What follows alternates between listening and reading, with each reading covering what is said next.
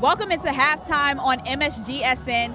I'm Tykera alongside Westchester Knicks. I'm going to call you a guard forward, Nuni Omot. What most impressed me was the defensive intensity on both sides of the ball, where they were really getting after it. We saw young women diving on the floor for the basketball. We saw just great hustle plays, and it just shows why these two teams were picked to be at the top of the NEC preseason polls. I'm super excited.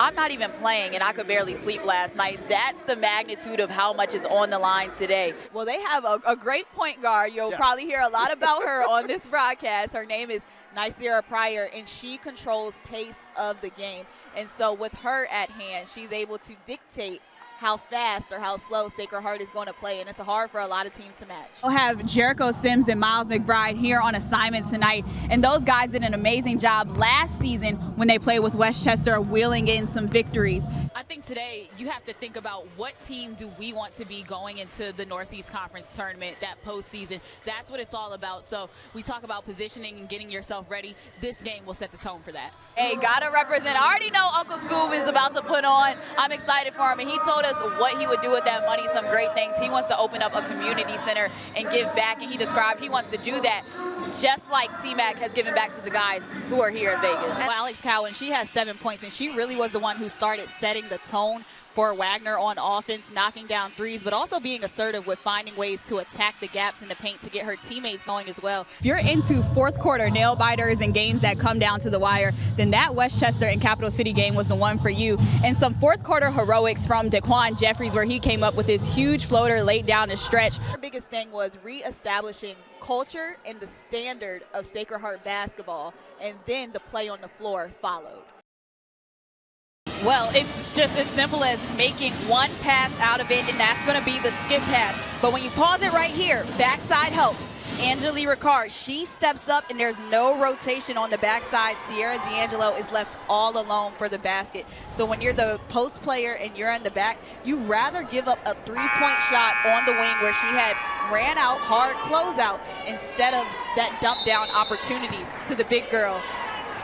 That was great stuff. I was taking notes. That was good. And Lamford's so good with her hands. Can't play with your food in front right there, where Johnson, she has to be more consistent again with making a move and blowing by the defender. She's trying to set it up top, being too slow. And the play you see here, Lamford is all over her at the same time. This is where you have to make one counter move and blow by. The timing was perfect by Lamford to tie that basketball up.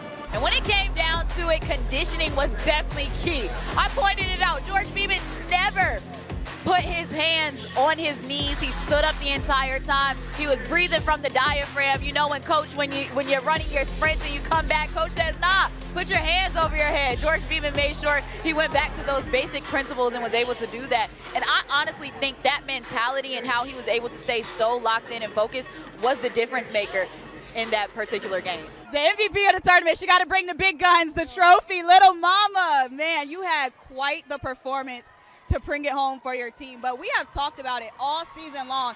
It has been in your willpower to make this team go. What has made this season so special? She's a force down low. I know when I was playing, she would not be the one that I want to be bumping and banging with down there. She goes after rebounds so relentlessly. Great shot by MJ Walker, taking what the defense was giving him. Mac McClung was icing the ball, meaning trying to keep it on one side of the floor. MJ didn't try to force it middle, but instead took command of that left side. Well, you can already see what Tracy McGrady has done.